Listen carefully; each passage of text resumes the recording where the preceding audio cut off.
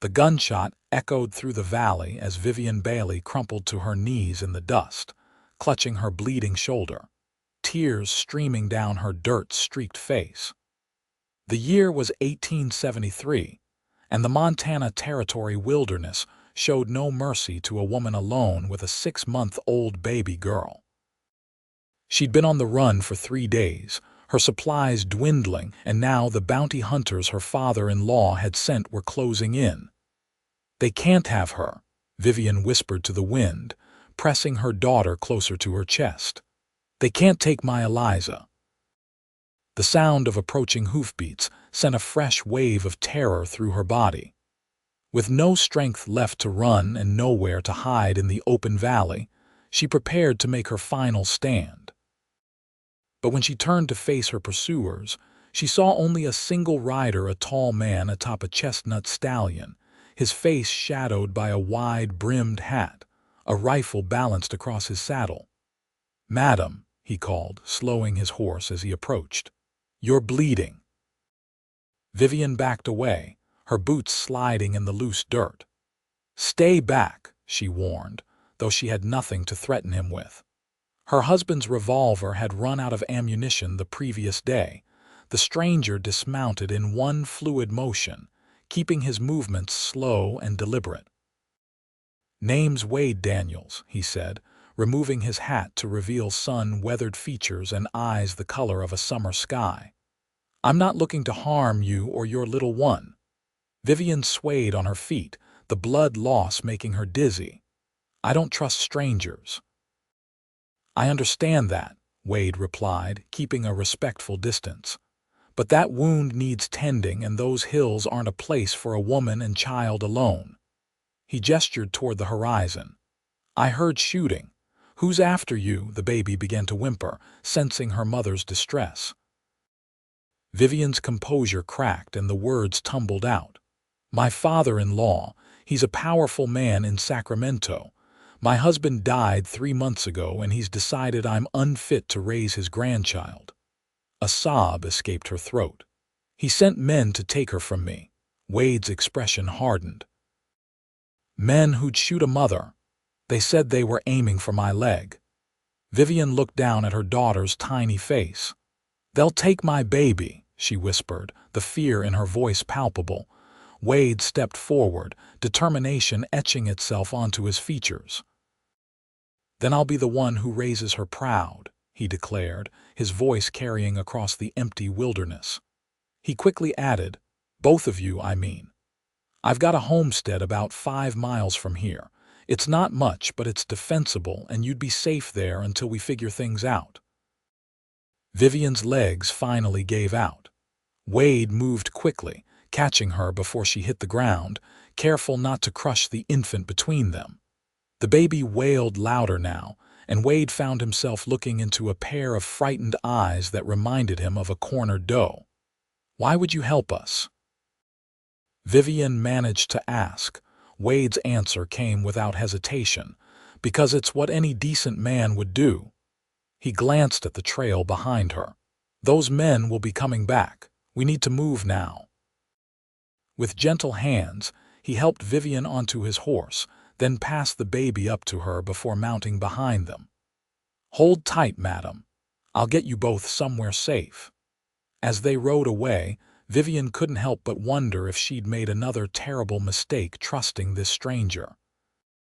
But with her blood soaking through her dress and her daughter's life in the balance, she had no choice but to lean back against the solid warmth of Wade Daniels and pray he was the honest man he appeared to be.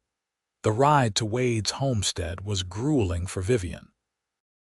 Every hoofbeat sent jolts of pain through her wounded shoulder. The baby, exhausted from days of travel and hunger, had finally fallen into a fitful sleep against her mother's chest. Wade kept the horse at a steady pace, taking routes through dense pine forests and shallow creek beds to obscure their trail. "Not much further now," he assured her as the sun began its descent toward the western mountains. "My place is just beyond that ridge." Vivian nodded weakly, her consciousness fading in and out. "I never told you my name," she realized suddenly. I'm Vivian Bailey, and this is Eliza. Pretty names for pretty ladies, Wade replied, his voice a comforting rumble against her back. When they finally crested the hill, Vivian saw a small but sturdy cabin nestled in a clearing with a corral for horses, a modest barn, and a creek running nearby. Smoke curled from the chimney, and a large dog came bounding out to greet them. "You have someone here?" Vivian asked, sudden fear gripping her heart. "Just my old friend Samuel. He helps me work the place," Wade explained. "He's trustworthy." As they approached, an older black man emerged from the cabin, his expression changing from welcome to concern when he spotted Vivian and the baby. "Wade, what trouble have you found now?" Samuel called, hurrying to assist them. "The kind that needed finding," Wade answered, dismounting before carefully helping Vivian down. "She's been shot. Can you tend to her while I settle the horse and keep watch?"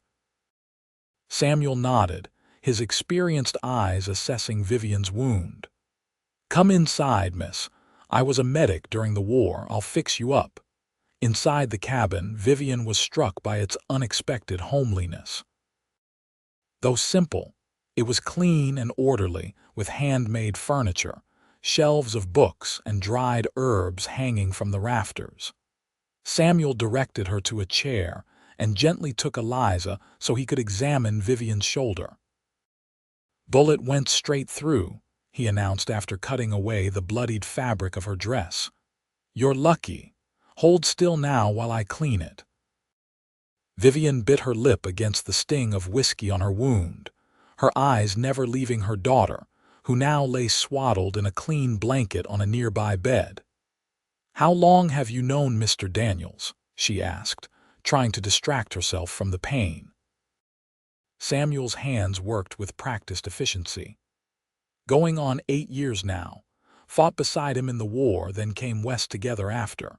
He's a good man, stubborn as a mule sometimes, but his heart's in the right place." Before Vivian could ask more questions, Wade entered, carrying her meager belongings from his saddlebags.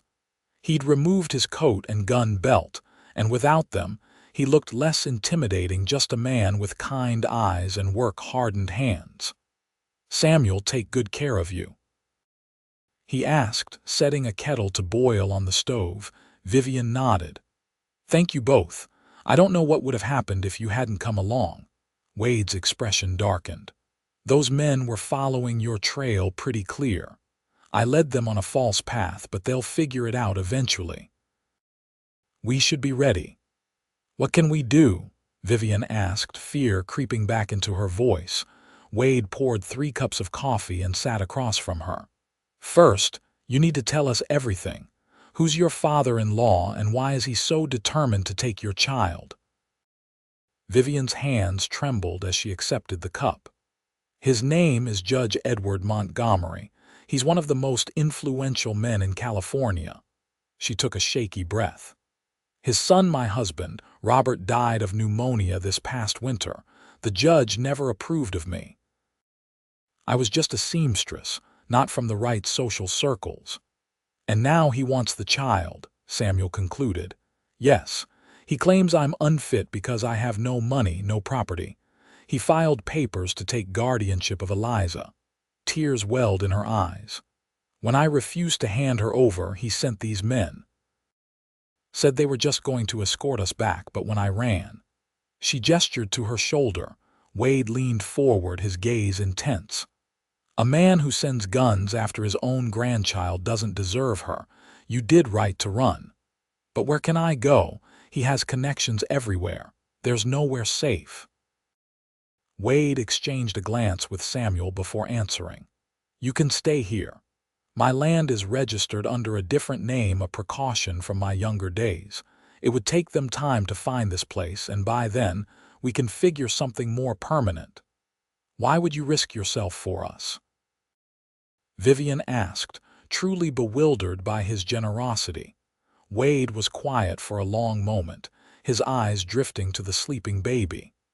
I've seen too many people hurt by men who think power gives them the right to take what isn't theirs. He met her gaze again. I meant what I said out there. If they want to take her, they'll have to go through me first. Vivian didn't know what to say. In her experience, men rarely offered help without expecting something in return. But there was an earnestness in Wade's face that made her want to believe him. I don't have much to offer in payment, she finally said. Wade shook his head. Not asking for payment, just doing what's right. He stood and stretched. You two can take my room. Samuel and I will bunk out here. After he'd gone outside to check the perimeter, Samuel finished bandaging Vivian's shoulder. Wade doesn't talk much about his past, he said quietly, but he knows something about losing family to powerful men. Trust him. He'll keep his word. That night, lying in Wade's bed with Eliza beside her, Vivian allowed herself to feel the first glimmer of hope she'd known in months. Outside, she could hear the low murmur of Wade and Samuel talking, the occasional bark of the dog, and the familiar symphony of night creatures. Despite the pain in her shoulder and the uncertainty of her future, she fell into the deepest sleep she'd had since fleeing Sacramento. Dawn broke with the sound of chopping wood. Vivian fed Eliza, changed her into the only clean clothes they had left, and ventured outside to find Wade splitting logs while Samuel tended a small garden. Morning, Wade called, setting down his axe. How's the shoulder? Better, thank you. Vivian shifted Eliza to her good arm. I was hoping I might help with something. I'm not used to sitting idle. Wade wiped sweat from his brow. Samuel's making breakfast. Maybe you could give him a hand. And I've been thinking if you're planning to stay a while, we should send for some supplies from town. Proper clothes for you and the little one for starters. I couldn't ask you to spend money on us, Vivian protested. Not asking, Wade replied with a small smile. Telling. Besides, I've been meaning to fix up the place. Never had much reason to before. Over the next few days, Vivian settled into a routine at the homestead. Her shoulder began to heal, and with proper food and rest, color returned to her cheeks. Wade taught her to shoot his spare revolver, insisting she needed to be able to defend herself and Eliza if necessary. Though her aim was terrible at first, she proved a quick study. You're a natural, he commented after she hit the target 3 times in a row. Just needed proper instruction. Vivian felt a surge of pride. My husband never thought women should handle firearms, said it wasn't ladylike. Wade scoffed. Nothing unladylike about staying alive. As days turned into weeks, Vivian found herself watching Wade when he didn't notice. The gentle way he handled Eliza, letting her tiny fingers grasp his calloused thumb. The quiet competence with which he ran the homestead. The respect he showed to Samuel, treating him as an equal partner rather than hired help. One evening, as they sat on the porch watching the sunset, Eliza sleeping peacefully in a cradle Wade had crafted, Vivian finally asked the question that had been on her mind. Why did you really help us that day, Wade? The truth. Wade was silent for so long she thought he might not answer. When he finally spoke, his voice was soft with memory.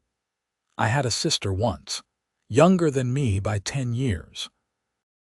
Our parents died when she was just a child, and I did my best to raise her. He stared out at the darkening mountains. When the war came, I had to leave her with relatives.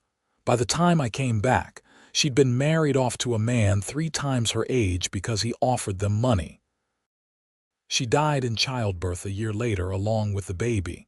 Vivian's heart ached for him. I'm so sorry. I couldn't save her, Wade continued, but when I saw you out there holding your baby and ready to die to protect her. He turned to meet her eyes. I couldn't ride away, not again. Without thinking, Vivian reached out and placed her hand over his. You gave us a chance, Wade. That's more than most would do. The moment stretched between them, fragile and new. Then Samuel called from inside that supper was ready, breaking the spell.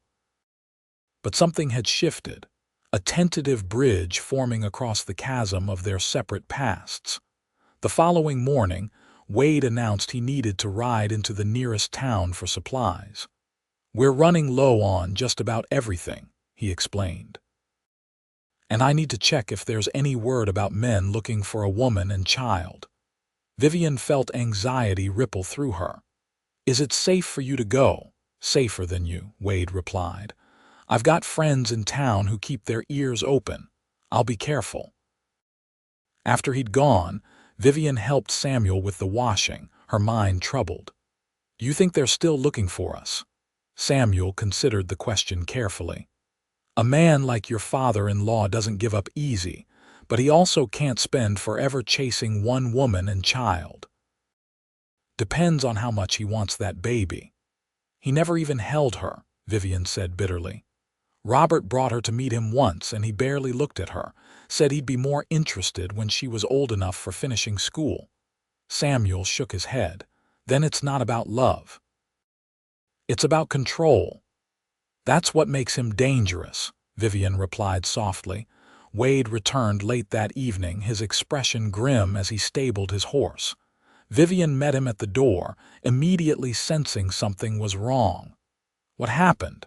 she asked as he removed his coat.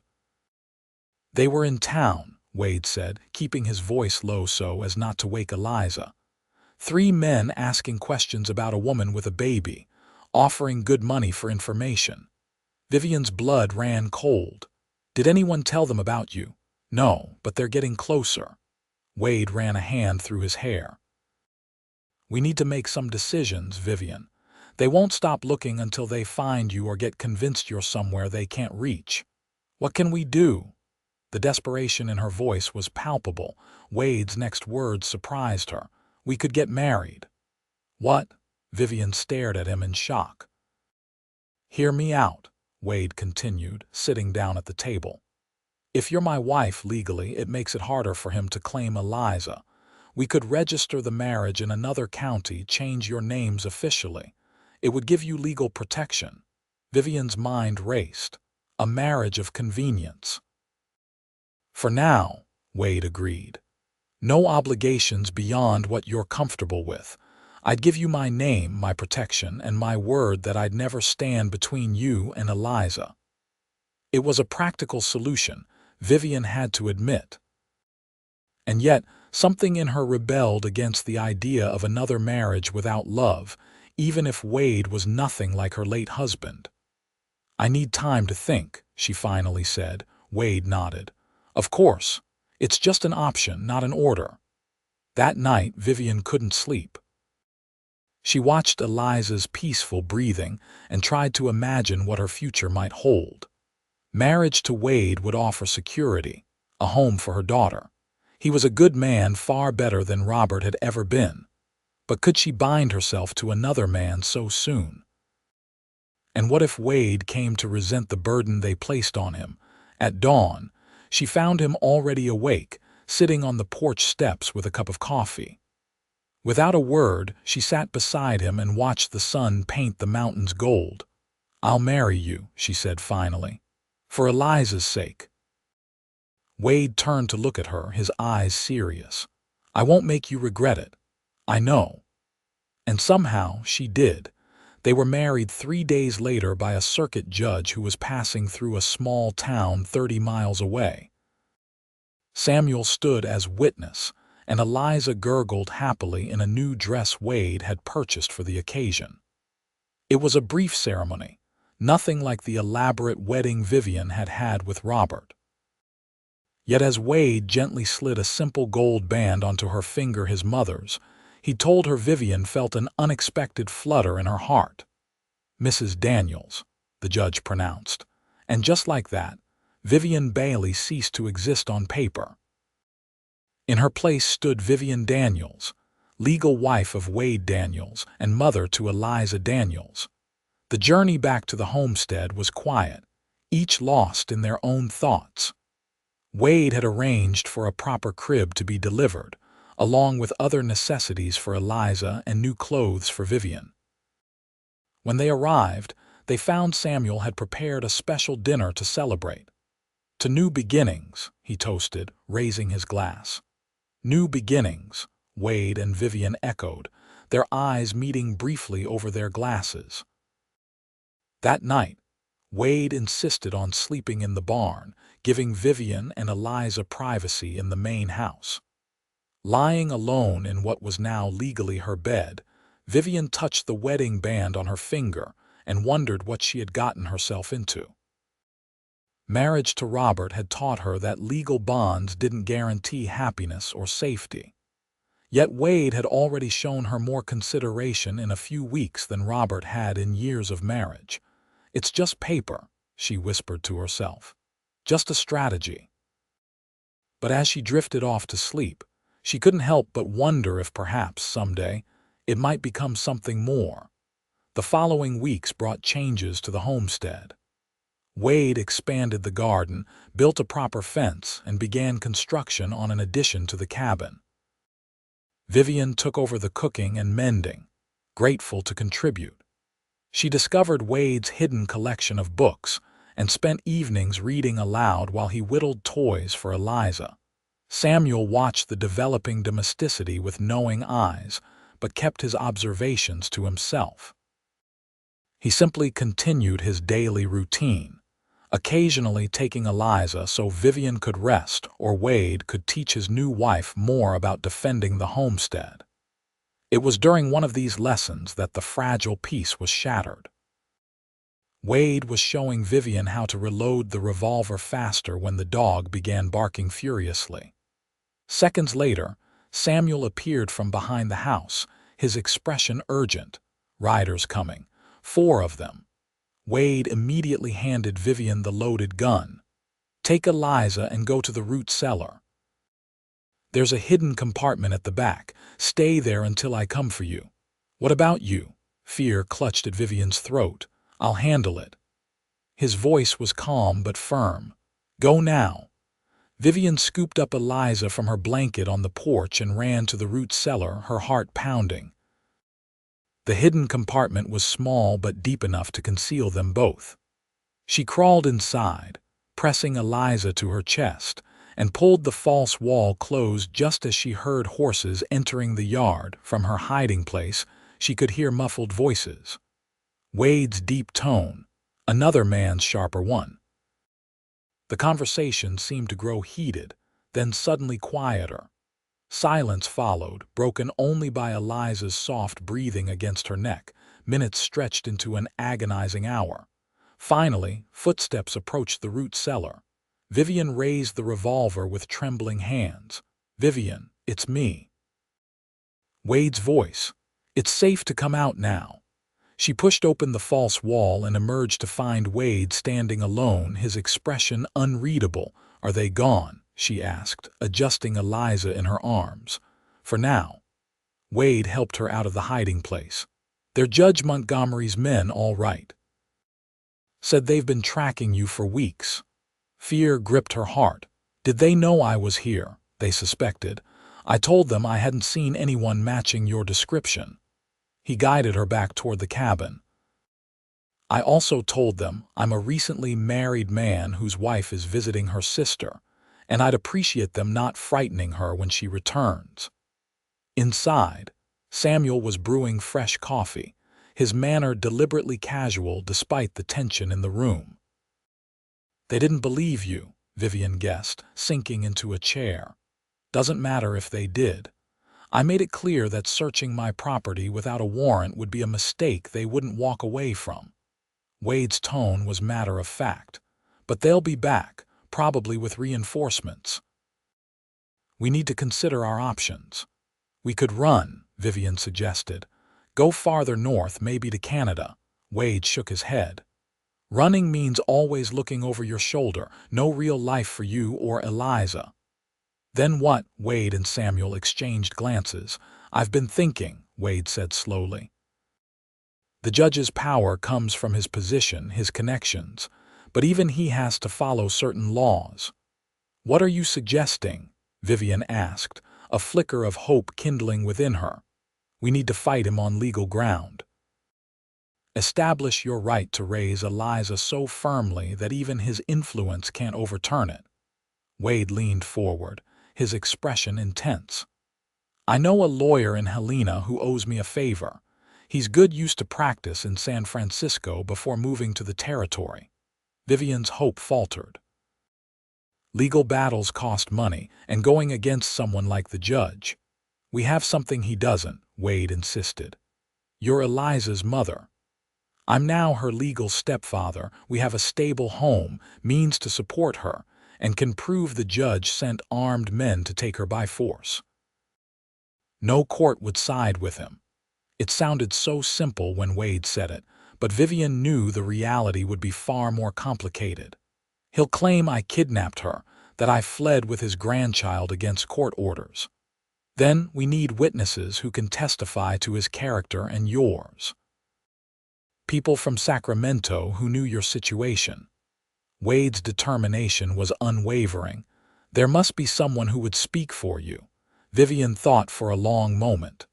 My friend Clara, she worked with me at the dressmaker's shop. She knew how Robert treated me, how his father was. And there was Robert's doctor, Dr. Wilson. He was kind to me after Eliza was born. Good. I'll send telegrams tomorrow. Wade reached across the table and took her hand. Vivian, I promise to protect you both, and I intend to keep that promise. But I need you to trust me. Can you do that? Looking into his earnest blue eyes, Vivian found herself nodding. Yes, I trust you. That night, as they prepared for bed, Wade still insisting on taking the sofa despite Vivian's protests that he should have his bed back, she found herself lingering in the doorway. Wade. He looked up from where he was arranging his blankets. Yes, thank you. For everything. She hesitated, then added softly, You're a better husband in name than Robert ever was in truth. A shadow of emotion crossed Wade's face. You deserve better than either of us gave you. Don't say that, Vivian insisted, surprising herself with the vehemence in her voice. You've been nothing but good to us. Wade's expression softened. Get some rest, Vivian. Tomorrow will be a long day. True to his word, Wade rode to the nearest town with a telegraph office the following morning. When he returned that evening, he brought news that the lawyer, James Hollister, would meet them in Helena in 1 week's time. He's already looking into the legal precedents, Wade explained over dinner. And he's reaching out to contacts in Sacramento to corroborate your story. What if the judge's men return while you're away? Samuel asked, giving voice to Vivian's own fears. I've arranged for some friends to keep watch, Wade replied. Former soldiers who owe me. They'll stay out of sight, but they'll be close enough if trouble comes. The week passed in a flurry of preparations. Vivian wrote detailed accounts of her marriage to Robert, the judge's treatment of her, and the circumstances that led to her flight from Sacramento. Wade expanded the hidden compartment in the root cellar, stocking it with supplies in case Vivian and Eliza needed to hide for an extended period. On the morning they were to depart for Helena, Wade surprised Vivian with a gift, a locket containing a tiny portrait of Eliza that he'd commissioned from an artist in town. So she's always close to your heart, he said simply, helping her fasten it around her neck. The gesture brought tears to Vivian's eyes. Wade, we should get going, he said quickly, suddenly awkward. It's a long ride. Helena was larger and more developed than Vivian had expected, with proper streets, businesses, and government buildings that spoke of the territory's growing importance. James Hollister's office was on the second floor of a respectable building near the courthouse. The lawyer himself was younger than Vivian had imagined, perhaps in his early 30s, with intelligent eyes and a direct manner that immediately put her at ease. Mrs. Daniels, he greeted her, shaking her hand firmly. And Mr. Daniels, I've been looking forward to meeting you both. As they settled into chairs across from his desk, Hollister opened a folder containing the documents Wade had sent ahead. "I've reviewed your case, and I won't sugarcoat it. Judge Montgomery is a formidable opponent with significant influence, even here in Montana territory." He looked up, his expression grave. "However, he's not above the law, and what he's attempting borders on kidnapping. Can you help us?" Vivian asked, clutching Eliza closer. "I believe so. I've already filed petitions establishing your legal custody as Eliza's mother and Mr. Daniels as her stepfather. More importantly, I've gathered testimony from several sources in Sacramento that paint a concerning picture of the judge's intentions." Wade leaned forward. "What kind of testimony?" "For one, Dr. Wilson provided a sworn statement that Judge Montgomery never once visited his son during his illness, nor showed any interest in his granddaughter until after Robert's death. He also confirmed that you, Mrs. Daniels, were a devoted mother who received no financial support from the judge despite your circumstances." Hope blossomed in Vivian's chest. "And Clara, my friend from the shop," she provided perhaps the most damning evidence. Hollister pulled out a document. According to her statement, Judge Montgomery was overheard saying he intended to place Eliza in a boarding school as soon as she was old enough, while using her inheritance from her father, which should have gone to you, to fund his political aspirations. Robert left money for Eliza." Vivian asked in surprise. "I was told there was nothing. According to bank records I've obtained, Robert Montgomery had a substantial life insurance policy naming his child as beneficiary. The judge was appointed temporary trustee, but only until you could be located." Hollister's eyes narrowed. "He seems to have neglected to mention that when filing for custody." Wade's hand found Vivian's, squeezing gently in support. "What do we do now? We've filed for a permanent injunction against the judge's custody claim. The hearing is set for 3 days from now." Hollister closed the folder. "In the meantime, I suggest you both stay out of sight. The judge's men have been asking questions around town." As they left the lawyer's office, Vivian felt a mixture of hope and dread. 3 days, she murmured. "After all these months, it comes down to 3 days." Wade guided her toward the hotel where he'd reserved rooms. "Hollister knows what he's doing, and we have the truth on our side." "Sometimes the truth isn't enough," Vivian replied, thinking of all the injustices she'd witnessed in her life. Wade stopped walking, turning to face her fully. "Then we make it enough, together." The intensity in his eyes made her breath catch. For a moment, she thought he might say more, but instead, he simply offered his arm to escort her the rest of the way. That night, after settling Eliza in the cradle the hotel had provided, Vivian stood by the window of her room, watching the lamplights of Helena flicker in the gathering darkness.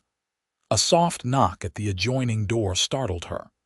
"Vivian, are you still awake?" Wade's voice was low. She opened the door to find him still fully dressed, his expression troubled. "Is something wrong?" she asked.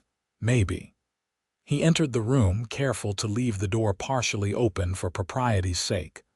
"I had a visitor at the saloon downstairs. Man I've never seen before, offering money for information about a woman and child new to town." Fear clutched at Vivian's heart. "The judge's men, most likely. I threw him off, but it means they know we're here." Wade ran a hand through his hair. "I don't like it, Vivian. The hearing's still 3 days away." "What should we do?" Wade paced the small room. "We could leave town, find somewhere to hide until the hearing, and risk not being there when the judge makes his case." Vivian shook her head. "No, we have to stay and fight." "Then we need to be extra careful." Wade's gaze fell on Eliza, sleeping peacefully. "I won't let them take her, Vivian, I swear it." The conviction in his voice stirred something deep within her. Without thinking, she reached up and touched his cheek. "I know." Wade went still at her touch. his eyes darkening with an emotion Vivian wasn't ready to name. For a breathless moment they stood there, the air between them charged with unspoken feelings. Then Eliza stirred in her sleep, breaking the spell. Wade stepped back, clearing his throat. "I should let you rest. Lock the door behind me." After he left, Vivian pressed her fingers to her lips, wondering at the fluttering in her chest. This wasn't supposed to happen. Their marriage was an arrangement, a protection. Yet somewhere along the way, Wade Daniels had become more to her than a shield against the judge. Much more. The next 2 days passed in tense anticipation. Hollister met with them regularly, preparing Vivian for the questions she might face during the hearing. Wade kept vigilant watch, only leaving their rooms when Samuel arrived to stand guard in his place. On the evening before the hearing, Hollister brought unexpected news. "Judge Montgomery has arrived in Helena," he announced as they gathered in Vivian's room. "He's brought quite an entourage: his lawyer, 2 private detectives, and several witnesses prepared to testify to your unsuitability as a mother." Vivian's hands trembled as she folded Eliza's blanket. "He came himself." "It shows how seriously he's taking this," Hollister replied. "But it also gives us an opportunity. The judge presiding over our case, Judge Harmon, is known for his fairness. Seeing Montgomery's heavy-handed approach may work in our favor." Wade, who had been standing by the window watching the street below, turned to face them. "And what about the men who shot at Vivian? Will they face consequences?" "If we can identify them, absolutely. Attempted murder doesn't disappear because the perpetrator was following orders." Hollister began gathering his papers. "Get some rest, both of you. Tomorrow will be challenging." After the lawyer left, a heavy silence fell over the room. Eliza was already asleep, her tiny chest rising and falling peacefully, unaware of the battle being waged over her future. "Are you scared?" Wade asked softly, coming to stand beside Vivian. "Terrified," she admitted, "but also determined. I won't let him win, not after everything we've been through." Wade's hand found hers, their fingers intertwining naturally. "Whatever happens tomorrow, I want you to know something." He turned to face her fully. "These past months with you and Eliza, they've meant more to me than I can say." Vivian felt tears prick her eyes. "Wade, let me finish," he said gently. "I know our marriage was just a legal protection, but somewhere along the way it became real to me." His thumb traced circles on the back of her hand. "I love Eliza as if she were my own daughter, and I—" He took a deep breath. "I've fallen in love with you, Vivian." The confession hung in the air between them, honest and vulnerable.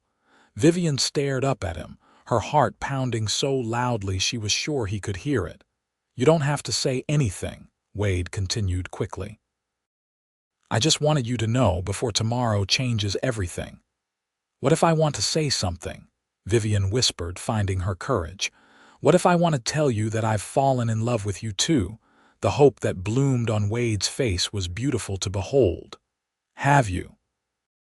In answer, Vivian rose on her tiptoes and pressed her lips to his. The kiss was gentle at first, a question being asked and answered. Then Wade's arms came around her, pulling her closer, and the kiss deepened into something powerful and true. When they finally broke apart, both breathless, Wade rested his forehead against hers. "Well now," he murmured, "that's certainly worth fighting for." Vivian laughed softly, the sound bright with joy despite the challenges ahead. "Yes, it certainly is." The courthouse was crowded the next morning. Word had spread that a California judge was challenging a local couple for custody of their child. And the citizens of Helena were not about to miss such drama. Vivian, dressed in her best gown with Eliza in her arms, kept her head high as she walked down the aisle to the front of the courtroom, Wade's steady presence at her side. Judge Harmon, a stern-faced man with silver hair, called the court to order precisely at 9 o'clock. "We are here to determine the guardianship of one Eliza Montgomery Daniels," he announced. "I understand there are competing claims." From the other side of the courtroom, Judge Edward Montgomery rose. Seeing him in person for the first time in over a year, Vivian was struck by how cold his eyes were, how they passed over her without recognition, before fixing on Eliza with calculating interest. The proceedings began with Montgomery's lawyer presenting their case. According to them, Vivian was an opportunist who had married Robert for his money, neglected him during his illness, then fled with his child against court orders. They painted Wade as a fortune hunter who had married Vivian to gain access to Eliza's inheritance. Throughout it all, Wade sat beside Vivian, his face impassive but his hand occasionally squeezing hers under the table. When it was Hollister's turn to present their side, he did so methodically, introducing the testimony from Dr. Wilson and Clara, presenting the bank records showing the judge's mishandling of the inheritance, and finally calling Vivian herself to testify. As she took the stand, holding Eliza close, Vivian felt a strange calm settle over her. The truth was her weapon, and she wielded it with quiet dignity, describing Robert's neglect, the judge's indifference, and the terror of fleeing with a newborn when men with guns came for her child. "And this man," Hollister asked, indicating Wade, "what role has he played in your daughter's life?" Vivian's eyes met Wade's across the courtroom. "He saved us when we had nowhere to go.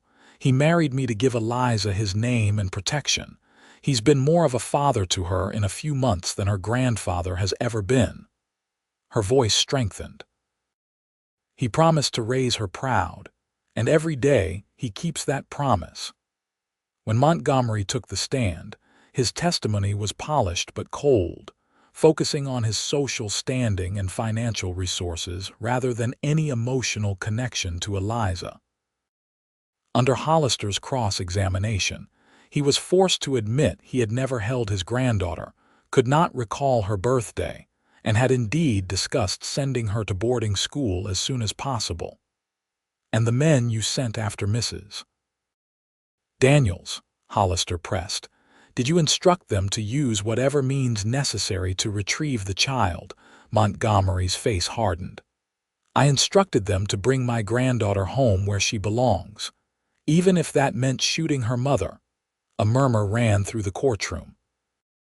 Montgomery's lawyer objected vigorously, but the damage was done. The final witness was Wade.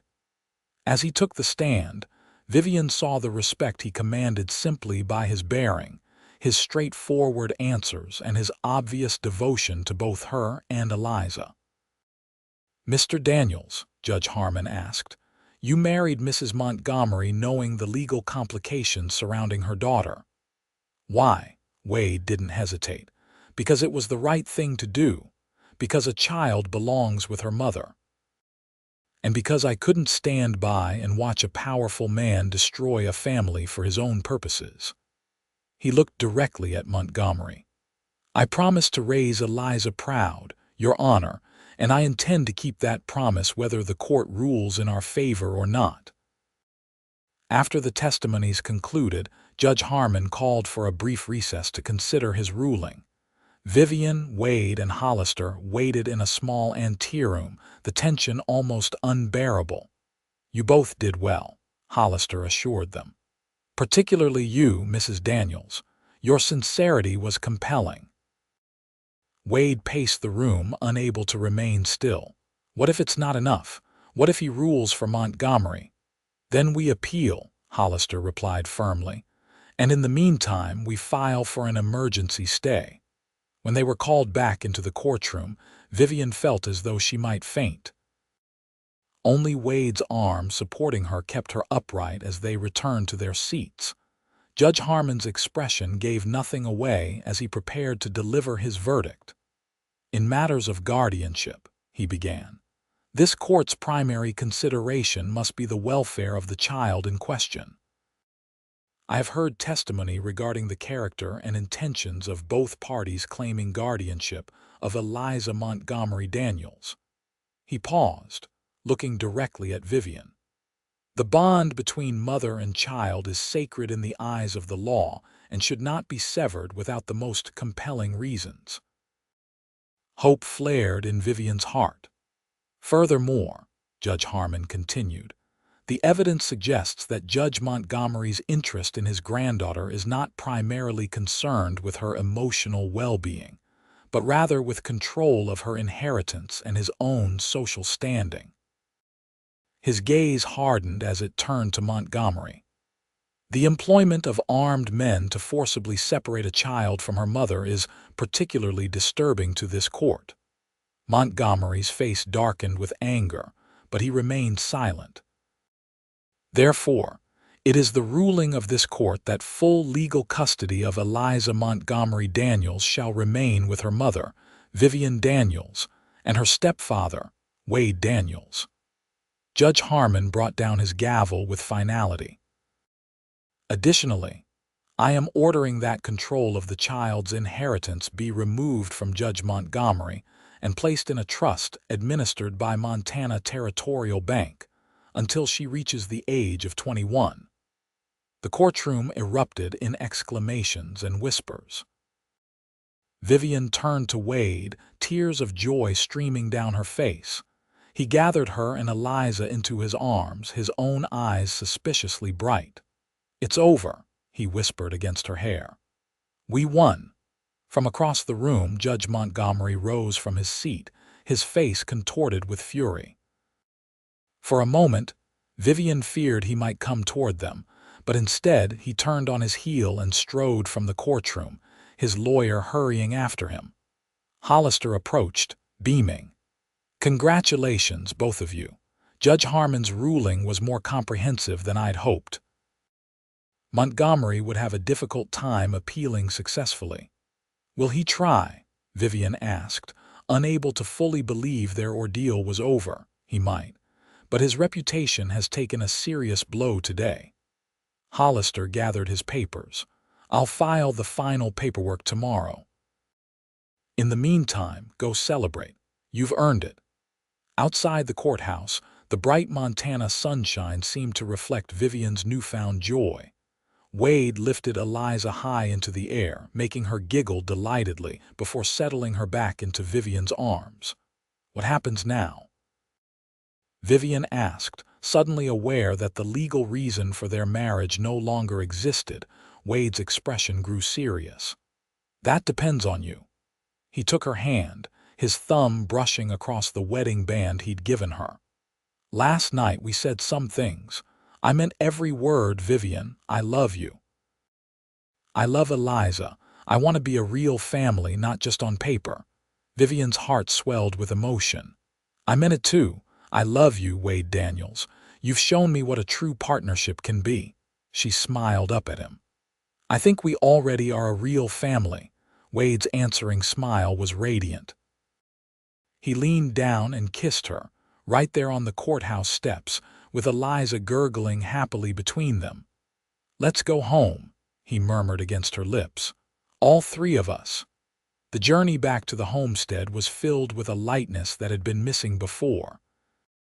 They traveled at a leisurely pace, stopping to admire views or let Eliza stretch on a blanket in sunny meadows. Each night at their camp, Wade and Vivian would sit beside the fire, planning their future, sharing stories, and falling more deeply in love. Samuel was waiting for them when they finally crested the hill overlooking the homestead. He waved enthusiastically, then froze, clearly reading their joyful expressions. "You won," he called as they rode into the yard. "We won," Wade confirmed, dismounting to embrace his old friend. "Eliza is officially ours, and the judge has been put firmly in his place." That night, they celebrated with a feast Samuel had prepared, the atmosphere festive despite their modest surroundings. As darkness fell, Samuel tactfully retired to the barn, leaving the new family alone in the cabin. Vivian put Eliza to bed in her crib, then turned to find Wade watching her from the doorway, his expression tender. "What?" she asked, suddenly shy under his gaze. "Just thinking how lucky I am," he replied, crossing to take her hands in his. "A few months ago, I was a lonely man with nothing but memories and regrets. Now I have everything I never knew I wanted." Vivian leaned into his embrace, resting her head against his chest. "We both got a second chance, and I don't intend to waste it." Wade tilted her face up to his. "I love you, Vivian Daniels, with all my heart."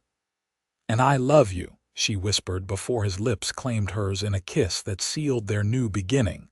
5 years later, the Daniels homestead had transformed into a prosperous ranch. The original cabin had been expanded into a proper house with multiple bedrooms, a spacious kitchen, and even a small library filled with books for their growing family.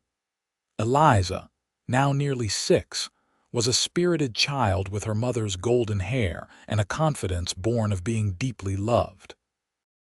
She rode her own pony, helped with chores, and delighted in being a big sister to 3-year-old William and 1-year-old Thomas. On a warm summer evening, as the sun painted the western sky in shades of pink and gold, Vivian stood on the porch watching Wade teach Eliza how to throw a lasso. Their daughter's triumphant cheer when she successfully caught the fence post made both parents laugh with pride. Samuel emerged from the barn where he'd been telling young William stories about his and Wade's adventures during the war, heavily edited for a child's ears, of course. He carried Thomas on his shoulders, the baby gleefully tugging at his white hair. "Mail came," Samuel announced, handing Vivian a small package. "From Helena." Vivian opened it to find a letter from James Hollister along with a newspaper clipping. The headline read, "Judge Montgomery resigns amid scandal." According to the article, the judge had finally been held accountable for various improprieties, including the mishandling of estate funds. "Well, well," Vivian murmured, showing the clipping to Wade as he joined her on the porch. "Seems justice finally caught up with him."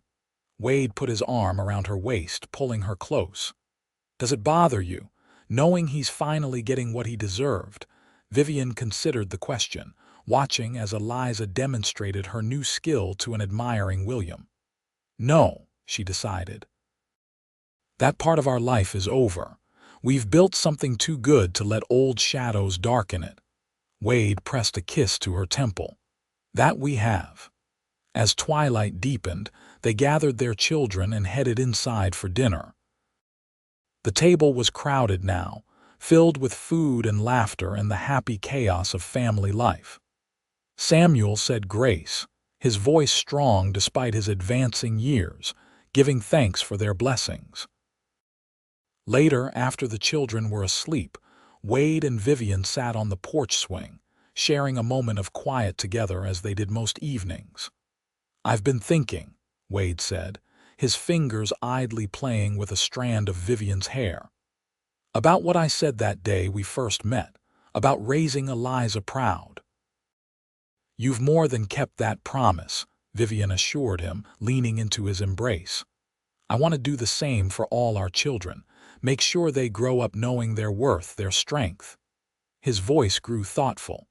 "I never thought I'd have this, Vivian, a family of my own." "Neither did I," she admitted. "After Robert died, I thought my life would just be about surviving, protecting Eliza." She turned to face him, cupping his beloved face in her hands. "You gave us so much more than protection, Wade. You gave us a home, a future." "You gave me the same," he replied, his voice thick with emotion. "You and those beautiful children." As they sat there in the gathering darkness, the stars emerging like scattered diamonds across the Montana sky, Vivian reflected on the journey that had brought them here. From a desperate encounter on a dusty trail to this moment of profound contentment, every step, even the painful ones, had led them home. "I love you, Wade Daniels," she whispered, the words as fresh and true as the first time she'd spoken them.